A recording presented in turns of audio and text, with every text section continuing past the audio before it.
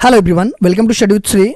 देखिए, जो भी क्वेश्चंस का डिस्कशन हम लोग करेंगे वो सभी प्रतियोगिता परीक्षाओं के लिए काफ़ी इंपॉर्टेंट है, चाहे वो उत्तर प्रदेश पीसीएस हो, आरओ एआरओ हो, उत्तर प्रदेश पुलिस हो, रेलवे हो या फिर कोई वनडे एग्जाम हो, क्योंकि जो भी क्वेश्चंस है ये किसी न किसी एग्जाम में आए हुए हैं। तो इसका डिस्कशन करेंगे और आप लोगों से रिक्वेस्ट है कि आप लोग वीडियो को शेयर नहीं कर रहे हैं, ठीक है? तो वीडियो को शेयर किया कीजिए अपने दोस्तों में, और जो लोग चैनल पे नए हैं वो चैनल को सब्सक्राइब कर लिया करें और अपने दोस्तों में शेयर जरूर किया करें। तो स्टार्ट करते हैं। अदिश राशि है संवेग, ऊर्जा, बल, आघूर्ण, उपयुक्त सभी। अदिश राशि पूछा जा रहा है कि अदिश राशि इसमें से कौन सी है, ठीक है? तो इसमें से अदिश राशि जो है कि आपका ऊर्जा है। अदिश राशि होती क्या है? देखिए, अदिश राशियां वो भौतिक राशियां होती हैं जिनमें केवल परिमाण होता है, दिशा नहीं होता है, ठीक है? उसे हम अदिश राशि कहते हैं, जैसे कि द्रव्यमान, गति, दूरी, समय, ऊर्जा, घनत्व, आयतन, तापमान, कार्य, ये सब सारे जो है कि अदिश राशियां हैं, ठीक है? तो ये हो जाएगा आपका बी ऑप्शन। निम्नलिखित में से सदिश राशि हैं वेग, समय, द्रव्यमान, लंबाई। यहाँ पे पूछा जा रहा है कि सदिश राशि जो है कि कौन सी है। तो सदिश राशियां कौन सी होती है? तो सदिश राशियां वो भौतिक राशियां होती हैं जिनमें परिमाण तथा दिशा दोनों निहित होते हैं, ठीक है?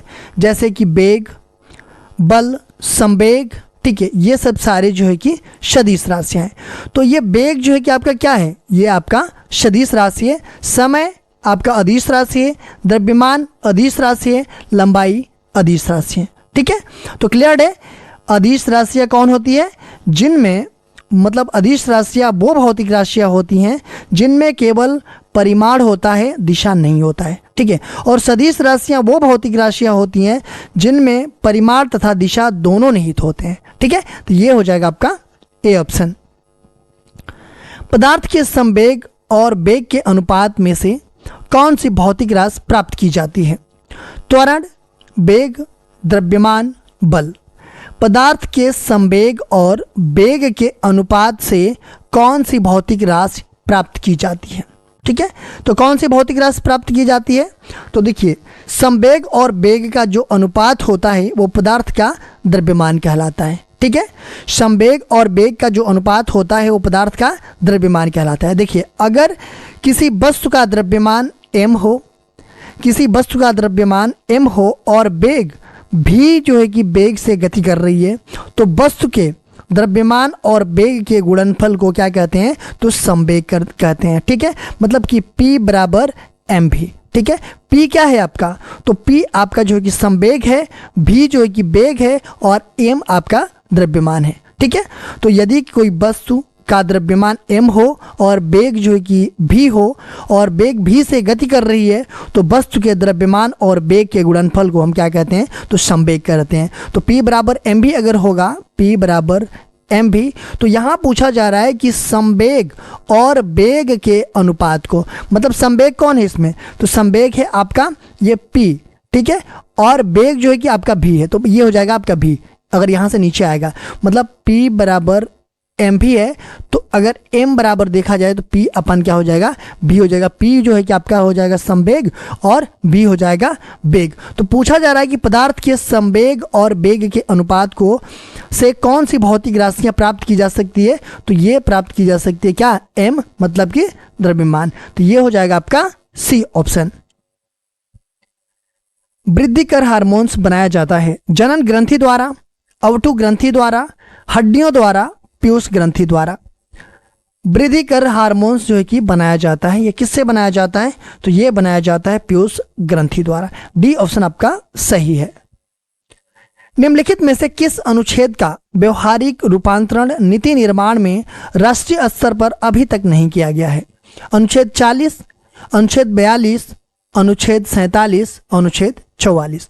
पूछा जा रहा है कि निम्नलिखित में से किस अनुच्छेद का व्यवहारिक रूपांतरण नीति निर्माण में राष्ट्रीय स्तर पर अभी तक नहीं किया गया है? तो कौन सा अनुच्छेद है? तो वो अनुच्छेद है आपका अनुच्छेद 44। अनुच्छेद 44 किसके बारे में बात करता है? तो अनुच्छेद 44 जो है कि नागरिकों के लिए एक समान सिविल संहिता के बारे में बात करता है, ठीक है, और ये अभी तक जो है कि नहीं किया गया है, ठीक है, राष्ट्रीय स्तर पर। तो ये हो जाएगा आपका डी ऑप्शन। अगर हम बात करें अनुच्छेद 40 की, तो अनुच्छेद 40 में क्या बताया गया है? तो अनुच्छेद 40 में ग्राम पंचायतों के संगठन के बारे में बताया गया है। अनुच्छेद 42 की हम बात करें, इसमें क्या बताया गया है? तो काम की न्याय संगत और मानवोचित दशाओं का तथा प्रसूति सहायता का उपबंध किया गया है अनुच्छेद 42 में। अनुच्छेद 47 की बात करें हम, तो पोषाहार तथा जीवन स्तर को ऊंचा करने तथा लोक स्वास्थ्य के सुधार करने का राज्य का कर्तव्य होता है, ये बताया गया है अनुच्छेद 47 में, ठीक है। कुटीर उद्योगों के विकास संबंधी सलाह किस अनुच्छेद के तहत है?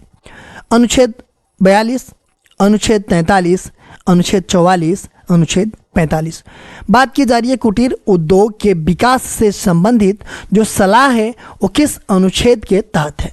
तो किस अनुच्छेद के तहत है? तो वो अनुच्छेद जो है कि 42 के तहत है, ठीक है। 42 के बारे में हम लोगों ने बात किया ही कि काम की न्याय संगत और मानवोचित दशाओं का तथा प्रसूति सहायता का उपबंध के बारे में बात करता है, और कुटीर उद्योगों के विकास संबंधी जो सलाह है इसी अनुच्छेद के तहत है।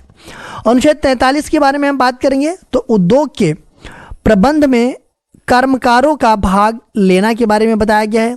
अनुच्छेद 44 के बारे में मैंने बताया ही कि नागरिकों के लिए एक समान सिविल संहिता की बात करता है, और अनुच्छेद 45 जो है कि आपका बालकों के लिए निःशुल्क और अनिवार्य शिक्षा का उपबंध किया गया है अनुच्छेद 45 में। निम्नलिखित में से कौन सा सुमेलित नहीं है? मृच्छकटिकम, शूद्रक, मालविका गिरिमित्रम, कालिदास, मुद्राक्षस, विशाखदत्त, रत्नावली, अश्वघोष।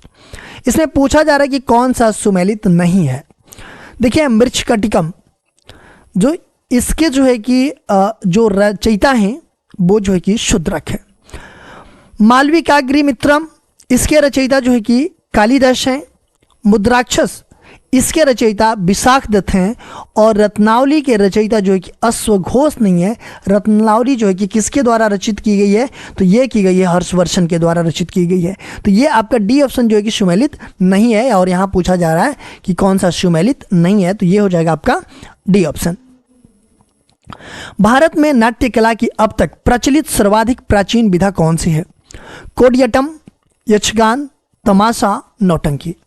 भारत में नाट्य कला की अब तक प्रचलित सर्वाधिक प्राचीन विधा कौन सी है? तो सबसे प्राचीन विधा इसमें कौन सी है? तो ये है आपका कोडियट्टम, ठीक है। ये जो है कि आपका 2000 वर्ष पुराना है, और इसे यूनेस्को ने जो है कि इसे वैश्विक पुरातन कला के रूप में स्वीकार किया है। यूनेस्को का फुल फॉर्म आप लोग बताइएगा मुझे कमेंट बॉक्स में, ठीक है। तो ये हो जाएगा आपका ए ऑप्शन। भारतीय उपमहाद्वीप में कृषि के प्राचीनतम साक्ष्य प्राप्त हुए हैं। चिराद से, ब्रह्मगिरी से, मेहरगढ़ से, अमारी से।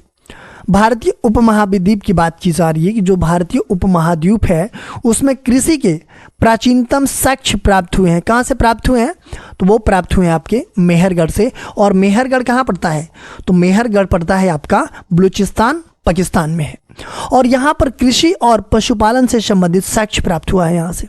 और इन अवशेषों से ये पता चलता है कि यहाँ के जो लोग हैं वो गेहूँ, जौ की खेती करते थे और भेड़ बकरियों को भी पालते थे, ठीक है। तो ये हो जाएगा आपका सी ऑप्शन।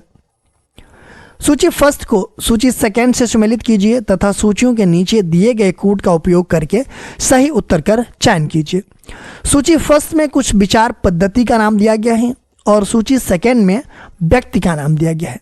अगर हम बात करें मीमांसा की, तो ये मीमांसा जो विचार पद्धति है ये किस व्यक्ति की है? तो ये जो है कि जैमिनी की है। वैशेषिक ये विचार पद्धति जो है कि कणाद की है। सांख्य विचार पद्धति ये कपिल की है, और योग जो विचार पद्धति है ये किसकी है? तो ये पतंजलि की है। तो बिल्कुल सही सीधा सीधा सुमेलित है। तो ये 1 2 3 4 हो जाएगा। 1 2 3 4 कौन से ऑप्शन में है? तो ये ए ऑप्शन में 1 2 3 4।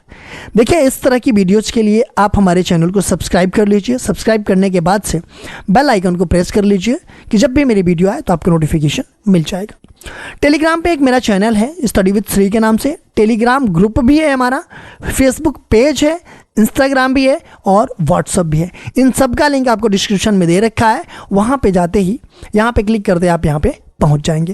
तो इन सब सारे जगहों से कनेक्ट हो जाइए, क्योंकि इन सब सारे जगहों पे स्टडी से रिलेटेड चीज़ें पोस्ट की जाती है जिससे आप लोगों को फ़ायदा पहुँच सकता है। दोस्तों वीडियो अच्छी लगी तो आप लोग एक लाइक कर दिया कीजिएगा, एक अच्छा सा कमेंट्स कर दीजिएगा, अपने दोस्तों में शेयर जरूर किया कीजिएगा। अगर वीडियो अच्छी नहीं लगी तो आप लोग डिसलाइक कर दिया कीजिएगा और कमेंट बॉक्स में मुझे बताइएगा डिसलाइक क्यों क्या। वीडियो देखने के लिए धन्यवाद।